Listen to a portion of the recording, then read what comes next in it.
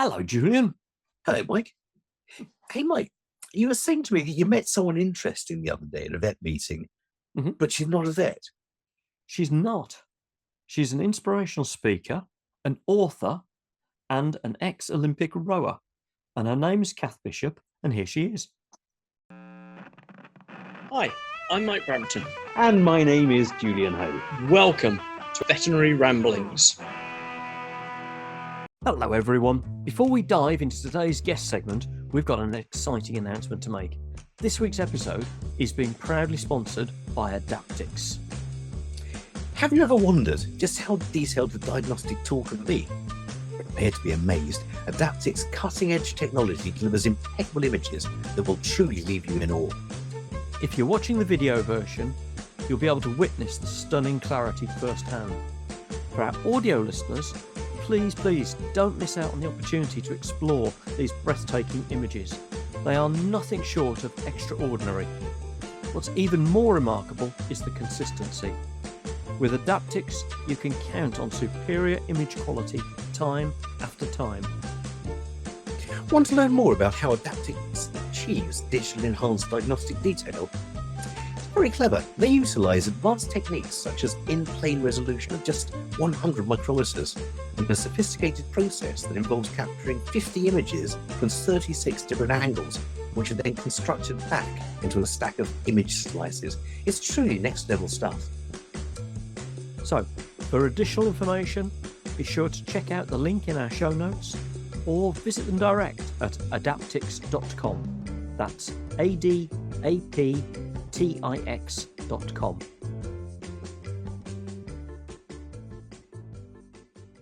Hi. Cath, hello. Hey, Cath. Lovely to see you again, Cath. Thank you very much for joining us. I was explaining to Julian how we met at the Society of Practicing Veterinary Surgeons The meeting. Congress, wasn't it? Yeah, the SPVS Congress, where you did one of the main lectures. There is no topic that we specifically want to talk about. It is a true ramble about whatever you may want to tell us, about whatever we may want to find out about. I must admit, that comes down to pretty much everything, because looking at your CV, looking at your webpage, reading the fly sheet, I'm afraid, only of your amazing book that Mike has got. Well, let me when he's finished. Yay! I want to know everything about you. And I wonder whether we should start. There are different ways, aren't there, of interviewing, and Mike and I sometimes go in hard and ask the tricky questions first. And I wonder, Mike, do you think we should do that with Cath? If you've got the courage to ask the question. Now there you are. I was rather hoping you would, because although I come across as quite confident, I duck out of the hard questions and usually pass them on to Mike. If you would. Here we go. I don't know. Who knows which are hard questions till you put them? No, it's Sometimes a the easy ones are the hard ones, and the hard ones are the easy ones. I've received coaching and psychological help to ask this question. And it happens all the time. And every time he was there, he's been helped and he's been coached on it. And every time he cheats out of this question. And I feel embarrassed. Now I'm scared. No, don't. It's scarier for us as interviewers, and I mean that, than for you. Yeah, because at the end of the day, Cath Bishop, what most of our listeners want to know is, what is your favourite bread? So this is going to be quite disappointing. I don't really like bread. That's great. That's good, because I was hoping you'd say that, and I thought, given your history, you'd say that, and it's going to make Mike very happy. And in fact, we might have to shut him up after half an hour. So, Mike, why is that a good answer that Cath has given? Let's not talk about nutrition now, because I know that Cath, you went to 3 Olympics, didn't you, Cath? Yeah. As representing Great Britain as a rower. Yeah.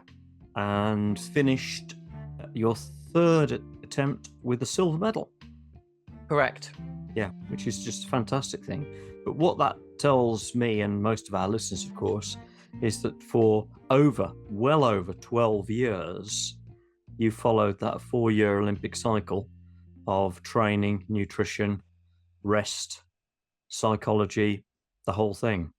And so it's music to my ears that British Rowing don't really use bread or complex carbohydrates to that extent. So it's not quite as simple as that. Is it But not? did we have a conversation about nutrition? I can't remember now. Can't remember. Did you talk to Mike for longer than 5 minutes? Yeah, Then yes, you did. definitely.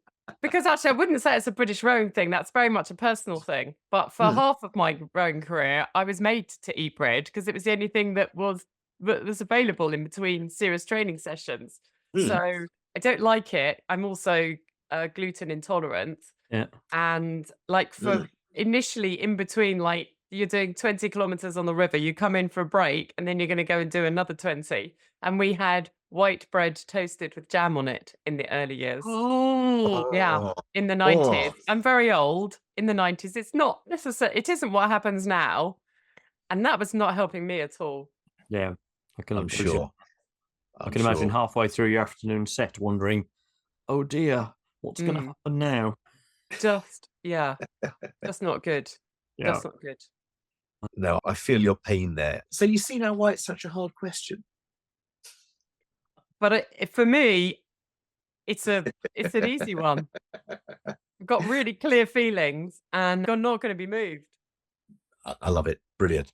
Very good. No, Irish soda bread. Can't tempt you. Oh, Julian, shut up.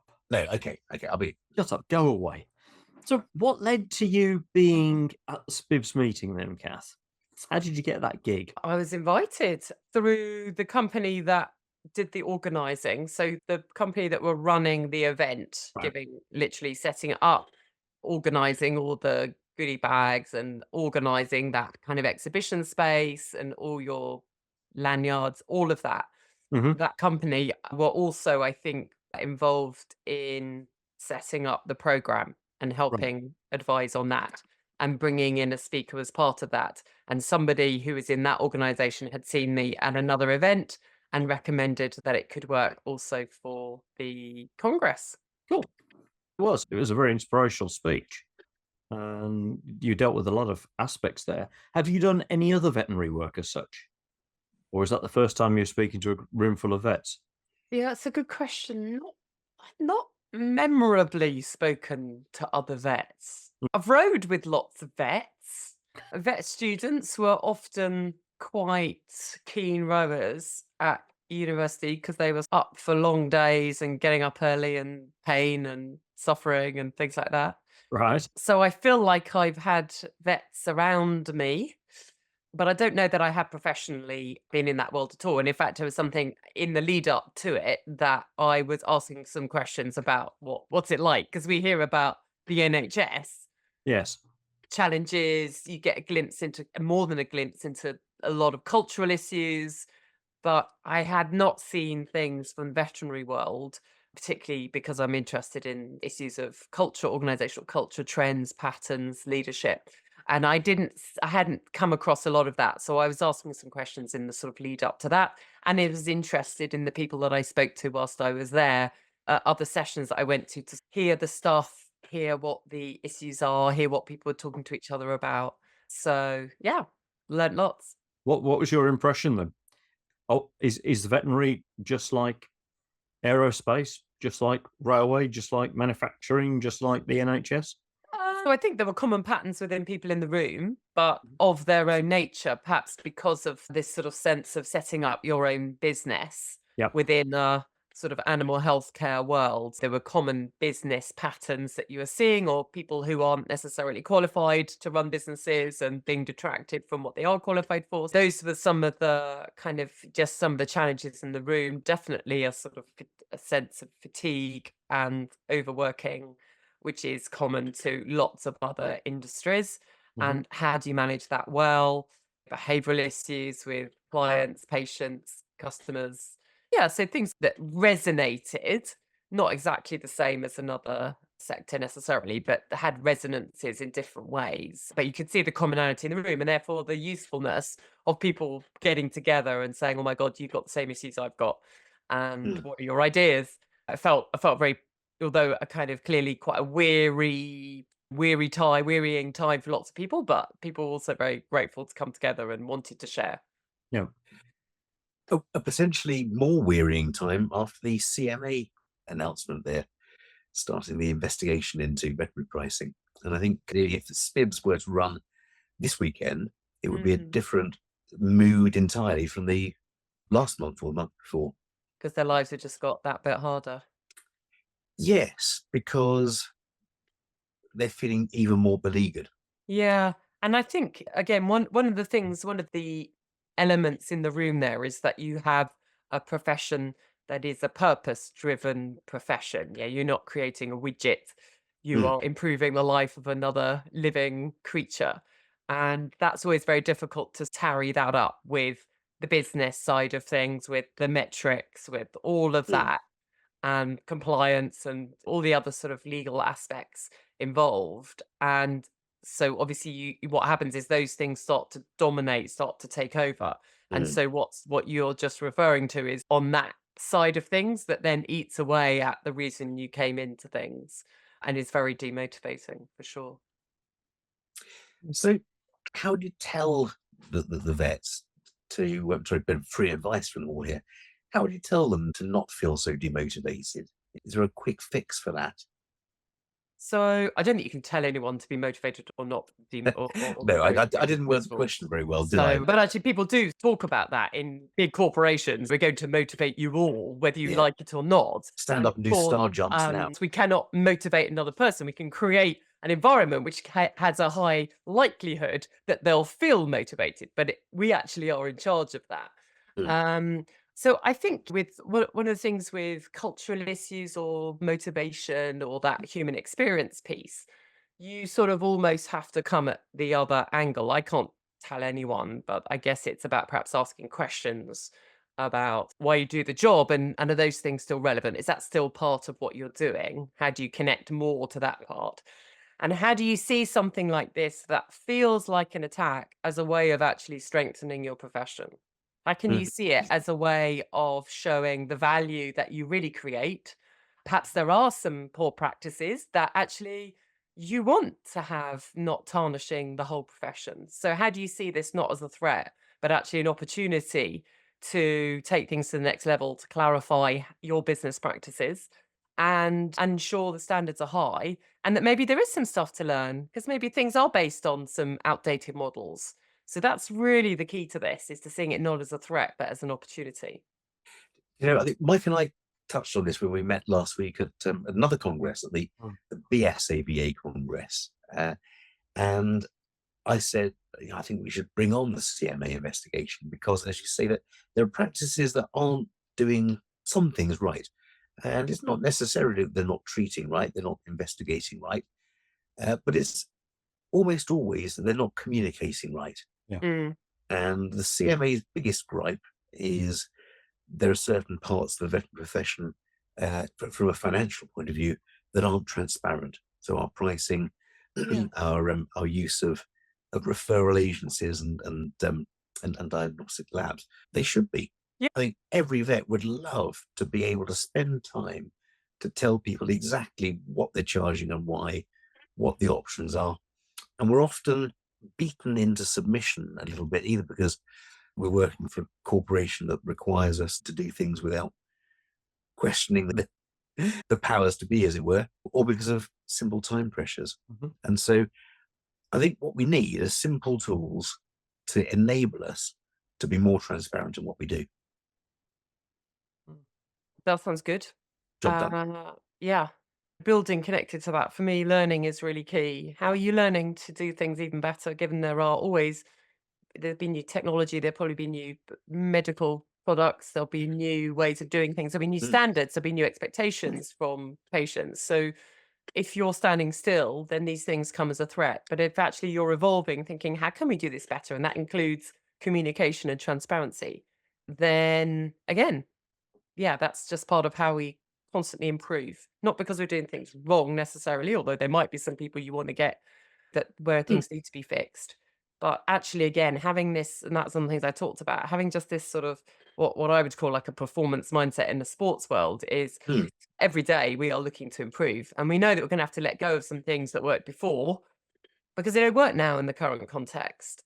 and we're pretty humble enough to accept that other people are going to have some part of the answers. We don't know it all.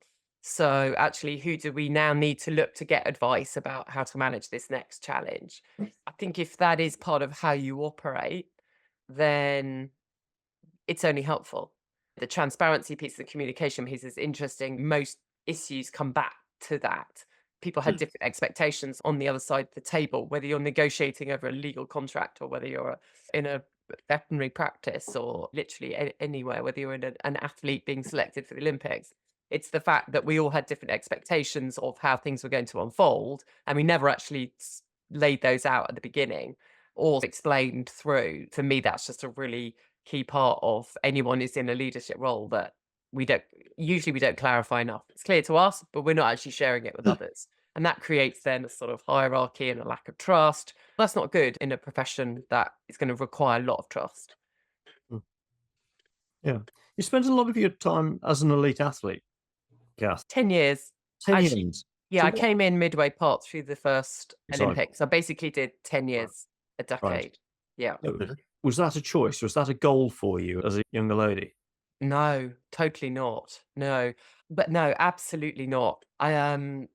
Very few people want to do that much because it's so intense, and you usually only choose almost on a yearly basis. Yeah, am I good for another year? Yeah. Okay, it's 2 to the Olympics. Probably will do it. But you tend to really just assess, because you just never know if you're going to be able to maintain and get better, and if you're going to not have injuries, and if your performance is good enough, or whether someone else is going to come along who's better. So you tend not to look hugely long way in advance. Can I hack it? Do I want to hack it? I actually didn't. I'm a very unlikely Olympian. I didn't intend to row. I was not a very sporty child.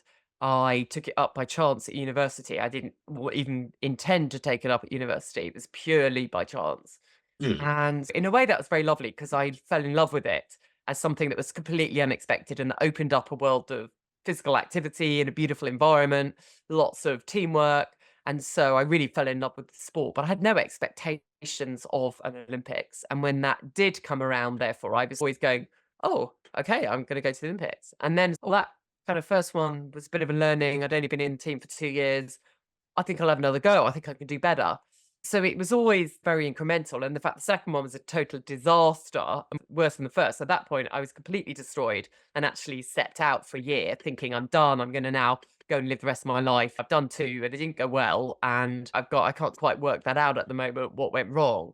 But it was in the process of stepping away and doing other things and getting some perspective and starting to learn more about psychology, culture, other issues, and there being a bit of a shift within how things are going to be run, that I thought, okay, I'm going to have another go and try, and this time see if I can have a different experience, different result as well, but I need to enjoy it along the way in a way that I hadn't before. So it was all very incremental, my decision to keep going. And then you go, oh my God, I've spent 10 years of my life trying to go backwards in a boat on a lake, and that's quite niche. Fairly niche, isn't it? Yeah. You have raised so many questions in my mind now, Cath, because we talk. Elite athletes very often allow themselves to be defined by the success, the gold medal, or the world championship, or whatever it is. They very often start very young with a drive that I want to win X, Y, or Z. And then when that's over, the whole world collapses around them, because they've defined their whole persona, their whole identity as being that person. You've just suggested to me, and I've probably misunderstood this, that you were almost an accidental Olympian. You were rowing at college, and then the knock came on the door. Is that how it happened? And has that helped you? I think I'm an accidental Olympian. I think there were quite a few other accidental Olympians. I'm not sure life in sport or outside sport is as linear as you suggest. So research statistics show that the best juniors are not the best seniors, i.e. all our wonderful talent spotting and ID work is basically based on a load of rubbish that we can't determine who are going to be the best adults physiologically from a young age, but we still do it. And so I think there are quite a few people who maybe Olympians who may not have always excelled as youngsters. We maybe also hear some outlier stories, whether it's Tiger Woods or the Williams sisters or something, that maybe we get fed the Hollywood linear story and imagine it's like that. I know I'm not the only one within the rowing team with a similar story, and I've met people from other sports as well who I didn't intend to throw the javelin. I didn't intend to XYZ. And I turned up and actually I was quite good and I loved it, or whatever it is, or I couldn't Right. do that and I wasn't a very good gymnast. And then I suddenly realized I could become trampolining star or whatever. Mhm. So I think that there's a lot more diversity and of pathway in these things. Okay. I think it helped me enormously that I had an intrinsic love of the sport. I didn't go into the sport to win a medal. And I think that enormously helped me when things were really awful for many parts of those years, where it was a brutal regime. I wasn't enjoying it. I wasn't thriving in it. It was pretty miserable. Maybe my performances were not going the right direction. I was overtrained or very tired or fatigued and who knows what. On those days, I'd think, do you know what? I'm not sure I'm going to come back tomorrow, but I love being on the river today. And so even though I've got getting abuse hurled at me for the coaching launch and nothing's good enough and I'm absolutely exhausted, I'd love being on the river. This is a Right. beautiful place and I can see some spring is coming and I really loved that. And I've never lost that. And I still love the sport and I still row. And I'm very grateful for that because it gave me some resilience in those times and I could always separate that out and never really hated the sport.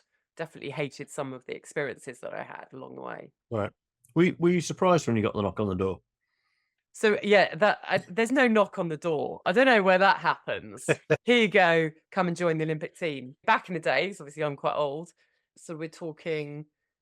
What are we talking? Middle 90s, middle to late Mhm. 90s. There's no talent pathway for you to go on. You are knocking on their door, and you are way off initially. And so you just turn up to trials and measure yourself against the current team, who are obviously training harder, much more experienced, better technique, better coaching.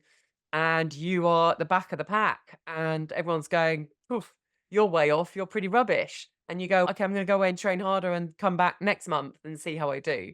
So there's no knock on the door. You are desperately trying to knock on their door to say, "Will you help me? Will you help me to be better?"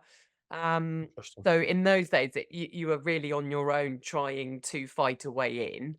And of course, I had some coaching support, but there was no real funding for development at that point. I was starting to do I'd finished my undergrad and had a postgraduate bursary or something. That's what I lived off I had a room somewhere and big petrol bills going to rowing events and competitions and things. And you're just surviving at that point. Yeah. Right. I don't think anybody's ever knocked on the door. That would be so lovely. But was there a moment? There must have been a moment when you thought, I could do this. I could be a contender. I could. Yeah. Yeah. I think there are a series of moments where you go, it was first put into my head really at the end of university. So the two coaches, I'd rowed for my college. I was at Cambridge. I then rowed in the women's boat race for 2 years. And the coaches we had there were excellent. And I'm also massively grateful to them because they nurtured that love of the sport, got me up to a pretty decent level, sort of national level, Mhm. really good technique, didn't break me in the process, which then seemed to be more of the coaching approach when I got to the next level. And it was really them. Both had some dealings with, I think, junior and international rowing, and actually one with seniors as well. So they were obviously knew the standard, and it was they who said, "Look, this is where you are. This is where the Olympic team is. There's a gap, but your rate of progress suggests it could be possible that you could close that gap. We don't know. From what we've seen, it could be possible. You ought to think about giving it a go." So that was the first time, and I really had a lot of respect for them and a lot of faith in them, and that meant a lot to me that they said that. And then it took quite a long time to find a path. And so you're obviously quite close all the time to going, I don't know if this is going to work. I don't know if I can even keep myself afloat to be able to do this. My parents are going, you've got this degree. When's the job happening? And you're going, oh no, I'm just going to spend more time going backwards up a river because I really love it. And oh right, and I want to go to the Olympics. All right, are you gonna go? Oh, I don't know that. How likely is it? Well, not really very likely. Oh, will you get money if you go? No. So you're creating a path, but that also Mm. felt an adventure. And you've had a few other adventures along the way. So you mentioned the degree at Cambridge, and there followed an MA, and also a PhD. Mm. Now you are Dr. Cath Bishop. If I were to mention the name of the book Tintenherz by Cornelia Funk, is that something you've read? No. No? The Todd and Venedig? Oh, Der Tod in Venedig is a Todd and very Venedig. classical work by Thomas Mann. Thomas Mann. Yeah. Century type Mm. stuff. Very heavy. So I would have studied Thomas Mann within my degree, but my PhD was very specific. And in fact, actually, both my masters, which had a political angle on it, I was in an international politics department, and then I went back to a German department, and both of those were looking at German reunification. So very modern. Actually, it's not. It's no longer modern. I'm really old because I tell people about how I studied German reunification. They went, oh Well, yes, that was last century, wasn't it? Yeah, absolutely. Once it's yesterday, it's not modern anymore, is it? Yeah, exactly. And yeah, I was actually looking at how in my PhD how authors, mainly in East Germany, were depicting events of the wall coming down and the reunification of Germany in literature. Where are you going to go with that? No, I wanted to sort of get some timeline. So I mentioned Tintenherz, which I've read, but in the English, and this Todd and Venedig. The latter that I mentioned, as you say, was rather older, and the first one I mentioned, I read as Inkheart by Cornelia Funk, and it was published, I think, in 1999 or 2002. And it's great. It's about someone who writes the story of someone's life in a book, and it comes to be. It's a sort of magic mystery book. Oh, So wow. I just wanted I'll to look use it up. those two examples to figure out whereabouts in that timeline you'd studied. And so clearly you're no longer reading the contemporary German stuff. That's 99. That's not contemporary. I was reading literature then, but I was reading only. It's yesterday, so it's historical. I was reading only literature that was written about German reunification. I wasn't reading fantasy, magical literature. It's like very niche again. But I actually, part of my degree involved medieval language and literature as well as going up to modern times. And medieval German or medieval? Yes, medieval German, Minnesang, this kind of love poetry of troubadours and maidens in towers and all of that. And I absolutely loved it. Wonderful. Well, there's two ways we can go on that. I was hoping you'd bring off the poetry, because I believe you've written poems about business, haven't you? So one of my little side hustles on Instagram, called The Leadership Poet, is to just think about the madness of corporate life, and to put it into different lyrical forms. And it's because my work is around culture, and I'm always trying to highlight the madness of the language we use, or the way we might describe something. And it's a nonsense. People come out with whole sentences that are quite meaningless, and we all nod along, go, oh yeah, more of that. And so I actually thought, sometimes I get a bit frustrated that people can't see that and aren't questioning that. And I thought, how else could I do it? And that's when I started, because I would literally doodle in meetings, and I'd write down some of these sort of silly words like, synergize and strategize and run it up the flagpole and all of this. And I used to have I want to theme work the process.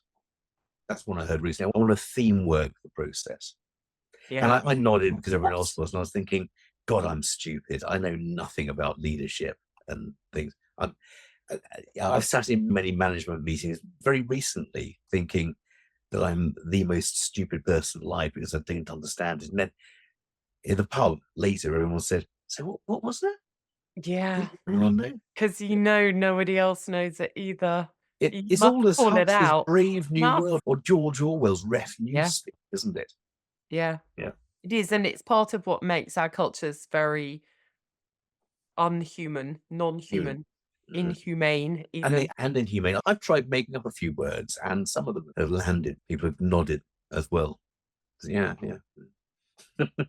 So can you give us an example on your poems? Oh my goodness. No, you have to have a look. Right? I That's haven't pretty on the learned spot. them. I haven't taken them public. This is like an early scoop. Yeah, you heard it Well, first. This is the leadership poet on Instagram, is it? Yeah, So is it straight the leadership poet? I'm going to look it up. I think so. Yeah. Or Not is that it- sure. There's about 100 things. So I also play with, I sort of the little epigrams. So I think my first one was this just sort of staring at the word PowerPoint for a long time and saying, where's the power and What's the point? Like it. Yeah. And I'm picking some words like that. And then sometimes I play with song lyrics and say, wouldn't it be great if we thought about what this song recommends us to do? Or maybe if this lyric, why don't people write about work life in all of the wonderful songs that have been written from Lennon and Yeah. McCartney to whatever, Motown, and nobody's writing about work life? Or maybe something like Dolly Parton, 9 to 5. She thought she was working hard, but she'd never have got a career in financial services. She wouldn't. Strategizing 8 till 10:30 at night. Just, yeah.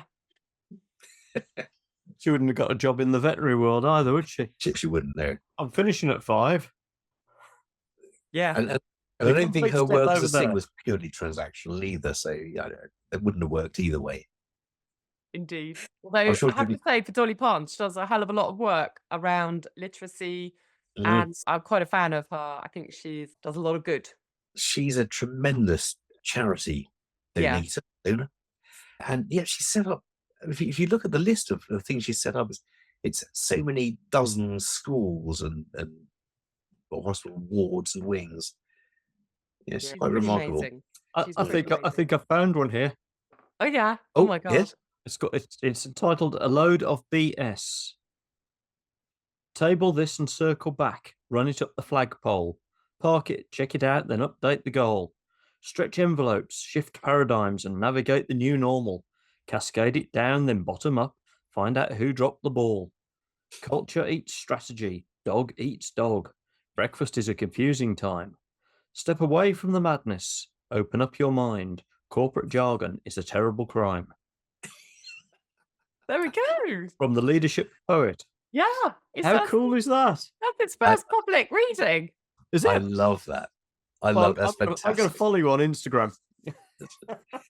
This is good. I think we should talk about the sort of some poetry readings or something going forward. We could. I'm a published poet. Are you? Yeah. Tell me more. So I've written Cath. a couple of veterinary poems. One about hypothyroidism. One about colic in horses. I don't believe anyone in the world other than myself and my mum, God rest her, ever read them, but I enjoyed writing them. And I wrote a poem on the Tesco's website, which their lawyers had to go at me for and took it down. Wow. Do you remember a few years back when Tesco's were trying to fob us off with straight croissants? Saying that I'm not a bread eater, so I don't do the croissants. no Remember that? no, I'll take it to say croissants aren't bread. For me, they're in the same category. There's no yeast involved. So anyway, they would, the croissant shape. Croissant means crescent, of course.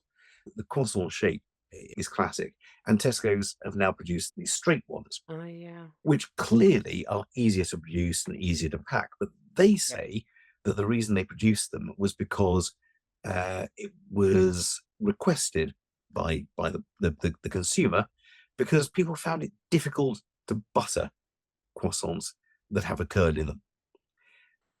That's what they said. That was on their website.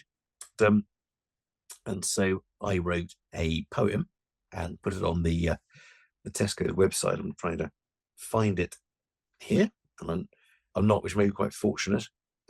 Here we go. But their lawyers contacted you. Yeah, I know you've had this before, haven't you? Once or twice. So here we go. This is quite, if you've got a moment. All around the 7 seas, despair for Britain's utter, as the world looks down on Blighty having problems with his butter. A nation that once put a flag over half the world now seems lost when trying to spread a croissant that is curled. Thank goodness Tesco's lights the way and saves us from this latter day's Sisyphean ordeal. I wonder if Tesco will next look to try to straighten up the hook, or even square a wheel. But as we sit at breakfast tables with our fumbling English fingers, I wonder if a common thought develops, a thought that sort of lingers. With all the talk of Brexit and whether we should stay or go, are all the Spaniards, Dutch and others saying ho ho ho? And are all the Germans saying that the Brits are kind of stupid, being unable to deal with breakfast pastries shaped like bows of Cupid? But the answer is quite clear to me as realization dawns. How clever are the French, for they can butter croissants. Great. Love it. They didn't see the funny side. Oh dear. Wow. I think for our American listeners, we should explain that Tesco's is one of our large supermarkets. Rebel poetry. I like it. Rebel poetry. They demanded that I took it down and then said, we are producing straightened croissants because that was what the public demand dictated. So, yeah, right. Yeah. Mm. Yeah. In the survey where we worded the question so that people all said yes. Yeah. The one thing I'd say is, who the hell butters croissants? They're made of butter anyway.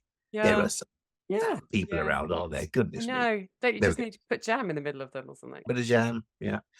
We get us on the scone thing now, won't you? What?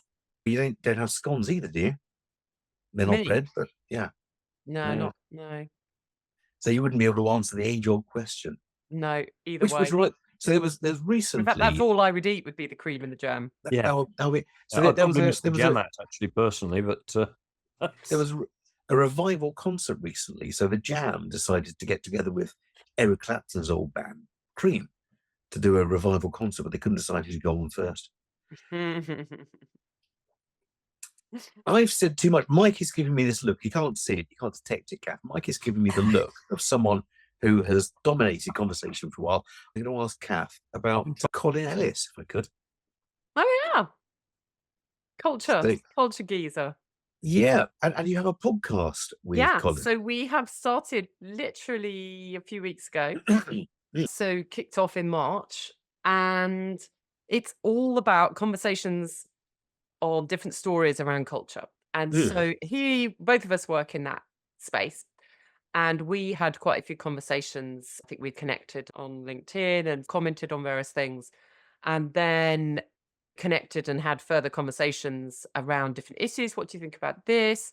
And there's so many culture stories, from CBI to defence to healthcare to sport to music to the Met Police, you name it. Boeing is a big one at the moment. We've just recorded an episode about the Boeing situation. And what we find in our work is that people stay on the surface, and like certainly the external world, a lot of the journalism, it's a blame game. You try and who's the person that's going to resign, but that's all shallow stuff. What I think people need to understand is, what are the behaviors that enable this sort of crisis in the culture to occur over a long period of time? What are the sorts of things that are playing out? What do you need to look for in your organizations? And I find generally that people are spending a lot of time focusing on tasks, and they don't notice, they stop picking up behaviors and what's missing here and whose voice is loudest. And that's what we want to try and help people focus a bit more on. So it's called the Inside Out Culture Podcast. And we look each week at a different story, at a different industry, different case study, and we're going under the surface. So, for example, we looked at the post office scandal, which has been probably the biggest story in the UK. I've heard of it, yeah. A couple of months. Then, rather than just who's to blame, the people at the top who have been talked about in the papers a lot, sure, I'm not saying they don't have huge accountability, but actually we want to look at the sort of ways you could see the way they were leading, the way there was no challenge within a leadership team, the biases that were playing out. So a confirmation bias, you're only seeking the information that confirms what you want to hear. You're never actually looking into these other voices of the sub postmasters. Sunk cost bias. We spent a certain amount with Fujitsu, and we know it's not working that well, but we're just going to continue because actually in our calculations that are quite short term, it'll look bad if we don't. But of course, they didn't calculate then the cost of what's happening now. So when you make your risk decisions, actually, you might want to think a little differently, a little more long term about what other costs could occur if some of your calculations and assumptions are wrong. And the other big thing is around this sense that what the tech person says counts more than a non-tech person, which I think, again, I've seen in other sort of industries play out, because nobody quite understands. Some of the IT person must be a god because they know how the system works. And they couldn't possibly be influenced or corrupted to say certain things, or not being completely straight about how their system is working. So those are the things that I want to talk about when we look at a story like the post office scandal. And I get really frustrated by what I read in the papers, which is just all about Paula Venables handing back a CBE or something. It's fine. Sure. It should happen. Yeah. We literally talk about only that across every newspaper for a fortnight. And so Colin and I were wanting to help people see under the surface at actually what goes on, so that you can start to think in your own organizations. Yeah, what could any of these things be happening? Might I want to be shaping things differently? That's always the question, isn't it? Could that happen to us? And we have, as a veterinary profession, we have obviously indemnity insurance, and that the biggest indemnity insurers are the Veterinary Defence Society. And once every 2 or 3 months, they produce a little leaflet of cases they've dealt with recently, and they change the details so they're not recognizable. But you always read them thinking, oh, could this happen to us? And it always, at least halfway through, you're thinking, oh, yes. Oh, I think that's a good question to be asking. I think it is. It always That's the right question. How could this happen here? Yeah. And unfortunately, often I think people go for the ostrich. It couldn't possibly happen here. Yeah. You need to look it in the face. There's this concept of a pre-mortem that is used in sort of management exercises, things like that, and leadership teams. It's a good thing to do. Where could it go wrong? Where will it go wrong? Let's look at that now, rather than the post-mortem afterwards. And really properly, where are the gaps, the risks? We're not quite sure about the safety culture over here. You've got to think. You've always got to think worst case, face. haven't you? You've Face always into got to the think. abyss. Yeah. I always write my clinical notes based on, let's assume I'm knocked down by a bus next week. Someone else has got to read my clinical notes and make sense of them. And I haven't been knocked down yet. But I think my first boss told me to do that. He said, look at your clinical notes and then think, if you're not around next week, will someone be able to make sense of it? So when I write them, I think, I'm tired. I'll write some shorthand. Actually, no. If I get a heart attack on the way home tonight, no one. Okay, there we go. You just changed my life. Sounds good advice. I think I'm going to start doing that. Yeah. I've never thought about that before. I normally think, what's the worst thing that could happen, and nobody died? You and I have different worst case scenarios. Quite possibly. Quite possibly. So this podcast is just starting then, Cath? Yes, started in March, and we've actually recorded quite a few already. Right. And I really want to find people, it's just half an hour, who I think anyone who has a leadership role or a management role, any of us as colleagues, should think about actually our impact on the culture. We're all influencing it. And I also hear quite a lot of gobbledygook kind of language about culture. People fixing the culture in 3 months and then we'll go on to something else. And that's the nonsense, because you're contributing to the culture every day. So I find people, really intelligent, highly educated people, could be quite stupid about not really understanding it, because we aren't actually taught about it often. It's not even part of many leadership or management courses. It's not something we're taught about at school or at university, but it's what determines the experience we have throughout our careers. It's really important. It's where we have a massive impact on everyone else who we're working with. And we need to be thinking about that. We tend to be quite individualist sometimes, I think, just on our view of the world. And I had good intentions, but that's not good enough if you haven't had a good impact on others.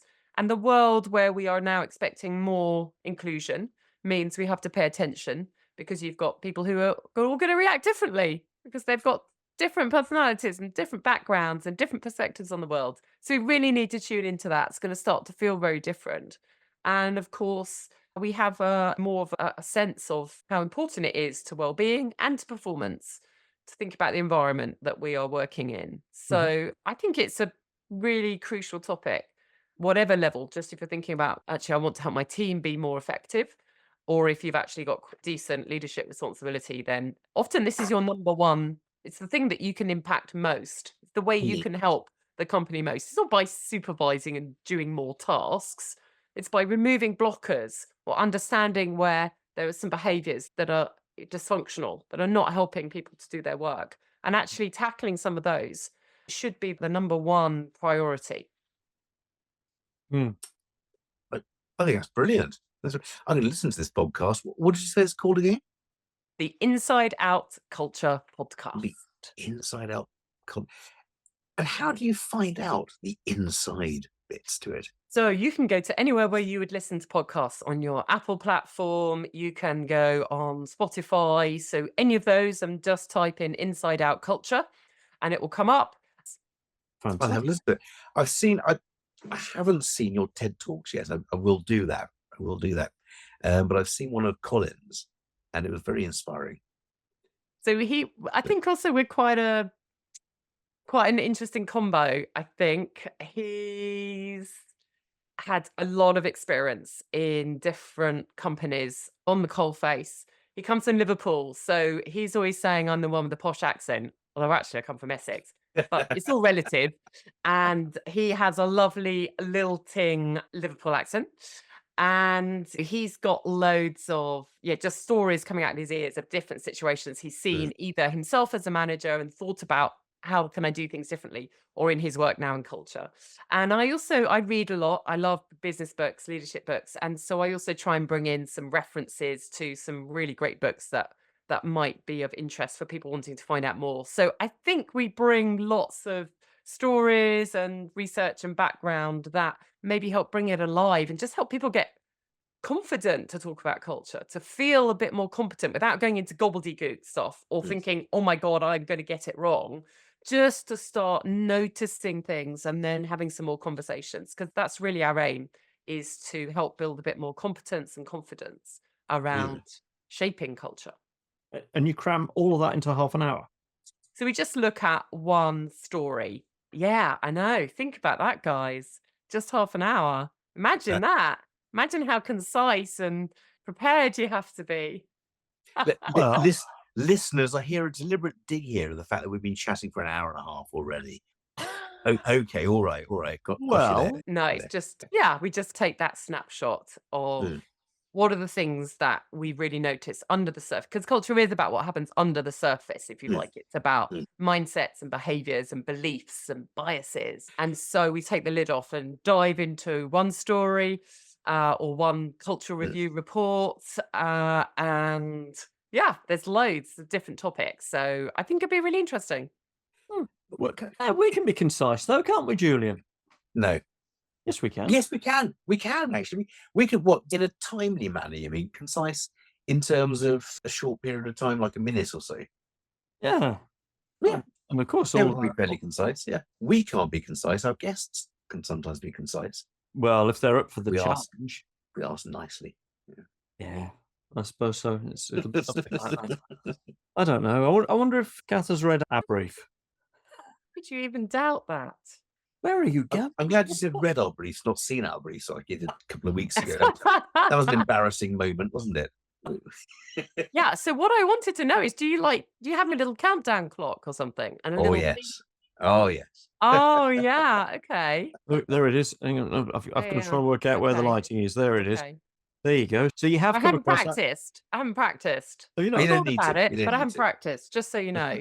So you've come across the 60-second CPD challenge, then? I have, and I did listen to some. I'll give you that, and they were very veterinary focused. So I did think, ooh, mine's definitely not veterinary focused, but a lot were. They were brilliant, expert niche areas. I was thinking, oh, that's incredible. Yeah. We've had all sorts from mental health awareness to business acumen. We had a wealth of 60-second CPD. So how to do one particular operation. or how Yes, I to. saw one about something like that, or using particular Yeah. equipment and Yeah, and some people will cram through and try and get everything they can think they possibly need to put into a minute, and it can sometimes get.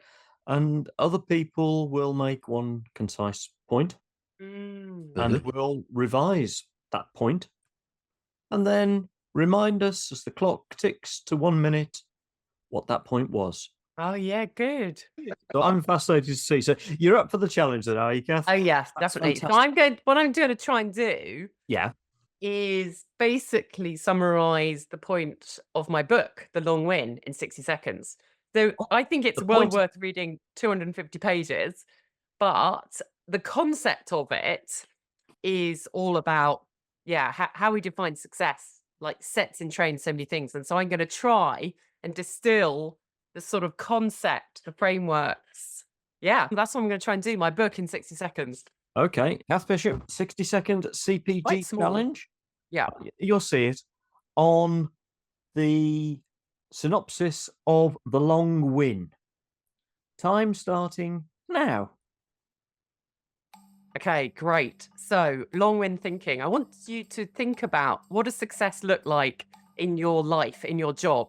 Because how you define success drives the way you think, your behaviors, your relationships. So, you think carefully about it. I found that actually sometimes we define success in a way that holds us back unintentionally, but we don't think it through. It's something that's short term or temporary, just hitting a number, or it's sort of metrics that somebody else imposes on us. They're not things that really we believe in. That's no good. We need to redefine success around 3 principles, my 3 C's: clarity, constant learning, connection. Clarify what matters. Then ask what else matters, what else is it, what else is it? And you start to get to the really important things. Constant learning. Learning is good. It's at the heart of all of our human success. Connection. The only really lasting success is our relationship. Rethink your goals and go for the long win. Whoa! Spot on. Go for the long win in 1 minute. I don't think we've had anyone in the last few months who's been as precise as that. No. And as enthused as that. Wow, that was amazing. Kath, thank you so much. I'm going to give a quick boost to the BSAVA here, the British Veterinary Association, because we embody those concepts of lifelong learning and application of that lifelong learning. There we go. That's the only embodied to those. I don't want to detract from your 60-second CPD because that has driven me now to read your book, The Long Win. And in fact, a revised 2nd edition comes out on the 21st of May, which is, yes, it's fine. It's fine. It's fine. It's fine. The first one's still good. You can still get the first one. But the second one has an extra chapter of people who I think are putting it into practice in different ways. And one of the things that I've had lots of lovely feedback, because I look at definitions of success and how they hold us back in sport, in business, in education, and in public life. And so obviously people from all of those worlds sometimes connect with it. And they come and the things people are always going to be, oh, tell me how to do it. Tell me how to do it. I'm like, no, if you really follow the 3 C's, the constant learn, the clarity, the constant learning, connection, it will take you where you need to get to. But you have to do the work to get there. And I, have just always found that people still want more. So what I've done is put a chapter in of people across those different fields. And it's just a snapshot, a tiny story of the sorts of ways in which they have done it to help people. But I refuse to be prescriptive about it. But that's the only thing. But don't worry, Mike. I can send you that extra chapter. Oh, it's fine. But everyone else has to get the new version, obviously. The new, revised, updated. And I just really hope that it can continue to reach a lot of people and resonate and help them rethink, actually, where am I headed? Because the path I choose maybe isn't even leading where I want to go. Yeah, absolutely. I think one thing I would like to say about the book, because it really is a good read, but don't take Kath's word for it. She wrote it. Don't take my word for it, because Kath's one of my guests on Veterinary Ramblings. How about Claire Balding's view, or Margaret Heffernan's view, or Matthew Syed's view, or Chris Shambrooke's view, or Goldie Sayers, or Jason Dorland, Professor Alex Gabassi, Matt Britton. I can go on. There are so many people here who are leaders in their fields and highly respected as coaches, politicians, authors, speakers. Take their word for it and get your own copy of The Long Win by Cath Bishop. Ah, Oh, yeah. I've never Very done that lovely. before on the Thank show, you. have we? Thank we've you. never done that. Ah. No. I don't. It's a good book. It's a good read, and I'm enjoying working my way through. I haven't finished it yet, but I'm certainly enjoying working my way through there. So That's lovely that's to hear. good. Thank you. So we call that 60-second CPD because within the veterinary profession, and I know other certain professions, you're expected to do continuous learning and continuous professional development stuff. So fantastic 60-second CPD, but of course we need to issue a certificate for that, don't we, Julian? We do, and I happen to have one here. You've got a certificate. I got a Excellent. certificate now, and as always, there's a bit of an explanation needed for this.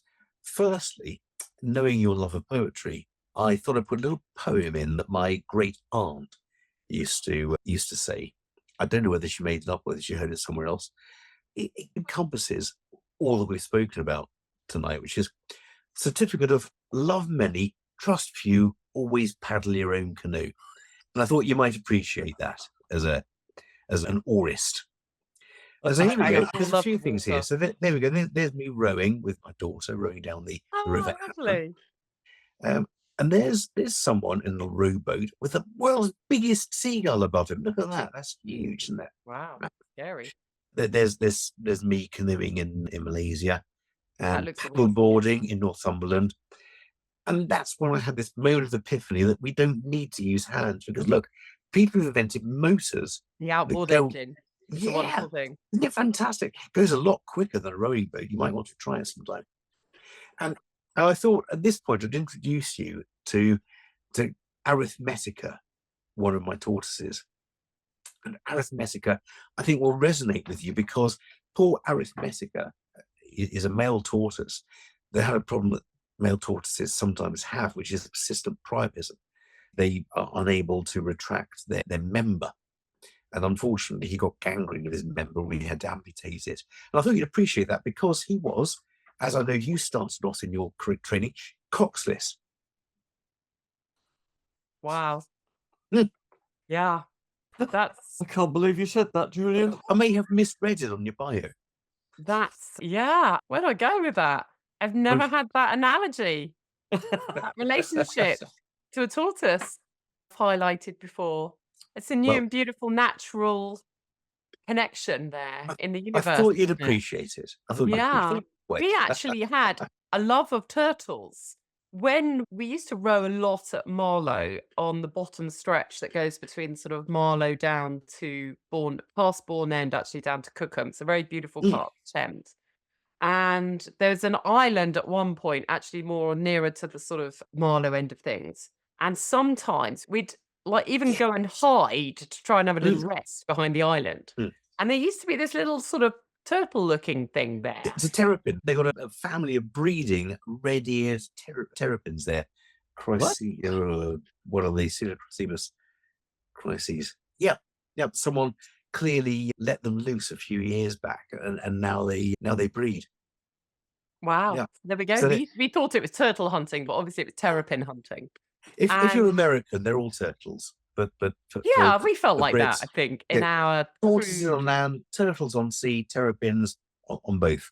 Yeah, okay. And there was quite an exciting, they didn't often see them, but the days where we went behind the island to do a few exercises or just to hide and try and get a rest, but the days when we saw a turtle/terrapin were good days. So we'd go back with a little zip in our tails that we'd see a turtle/terrapin in the course of covering that day's 50 kilometers, whatever it was.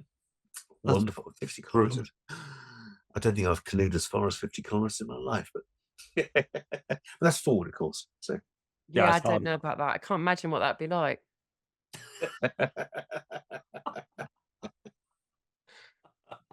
That's brilliant. Yeah, isn't there a book, Living Your Life Backwards? It was a song by Spike Steve Milligan, Redgrave wasn't or it? somebody do that? Oh, don't know. I'm sure that I'm probably mistaken. I do always think there's a sort of deep metaphor in the fact that we spent so long trying to go backwards as fast as possible. Yeah. Mm. What a sort of, I don't know, maybe of a very, very typically human pursuit. Yes. British pursuit. Yes. Yes. Vaguely old British Empire style of Yes. pursuit, isn't it? Yes. A bit like cricket as well. Absolutely. Days of yore. Yes. Goodness. Wonderful days. 12-day test matches until we won. We'll keep playing until we've won. Fair enough. Maybe sometimes you need to go backwards to go faster or something. Yeah. I think in many ways we need to go backwards, or at least look backwards to see what the best way forwards is. That's very deep. Let's not dwell in the past, hey? No. Let's get our CPD all sorted though, shall we? So we've yes, because we're not quite there. We've had the CPD, we've had a certificate. There's a third part, isn't there? Yeah, where we have to encourage our listeners to reflect on something, whether that is CPD related or life related or whatever. Yes. We have to have that period of reflection. Have you got a reflection question for our audience, Cath? So I'm going to be a bit cheeky and stretch it to 3, but there's a sort of natural progression. Okay. And almost just because the first one, in a way, I've already covered in the CPD, which is to start thinking, what does success look like for you? And really find words for it. What the hell is it? What will you know when you've been successful? And then also, once you've started to think about it, you need to check that something in your daily life connects with it. So that's the sort of starting one. But in a way, we've already started thinking about that. So then we move on to say, actually, what has lasting impact? What of all the things you do will actually last after you've gone home, after you've finished your career? So I think that's where success lies. It's the stuff that lasts. And often that's not what we spend time on or get worried about. So that's another angle on stretching your thoughts about redefining success. And a sort of final one, just to sort of really get you on that long wind track, is to think, what are you not measuring that's really important? Very interesting. So can I expand on that a little bit? Well, what are you measuring? So my instant answer is going to be a whole heap, but you're looking longer term again, are you? It's a way of just thinking about what has a qualitative value in your life when we tend to run our companies, practices, lives on a too much quantitative basis. Have I done all the things in my calendar today? Have I balanced the books? And then stuff needs to happen. But that in itself doesn't really mean you've made lasting impact, which is probably why you went into the profession. So that purpose piece, have you actually moved towards that? And to be then thinking about, what am I not measuring that's going to be really important, probably to the kind of longevity of my practice, to retaining really good staff, to retaining really good customers. It's going to be the experience they had. So we start to think about quality of human experience, relationships, things that we maybe aren't ticking off on our to-do list, but are actually where the real value lies, not just commercially, but including commercially, but the real value of what we do in our own lives and in other people's lives. And we need to find a way to quantify that, to acknowledge that, to say this stuff is where this stuff has value, potentially has the most value. We've got to bring that in and not just look at the sort of empty spreadsheets of numbers. No, because there's a depth there, isn't there? It's not a purely, and I mentioned the word, excuse me, I mentioned the word transactional earlier on. It's not purely the EBITDA, the profit margin. Yes. It's the whole thing. And part of that is the joy that you have brought others, the joy that others have brought you, the success in terms of the veterinary world, the comfort you brought to the owner and the pet, the feeling of success you brought to the team, and the value that their input has had. Important. And I think sometimes we study the technical transactional bit. So we're thinking, oh, did I do that operation right? Or did I give the right bit? Did I get the diagnosis right? And we mustn't let ourselves only operate at that level. We No. need to actually be connecting with, what did that person need from me? They didn't just need a medical diagnosis.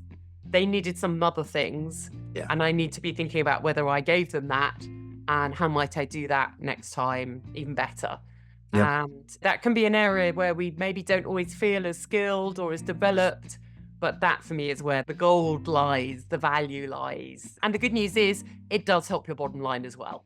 Yeah, it does. It does. I've always said that if you do the whole job, which means actually making the client feel better in one way or another, then they'll come back earlier next time. They'll come back more frequently.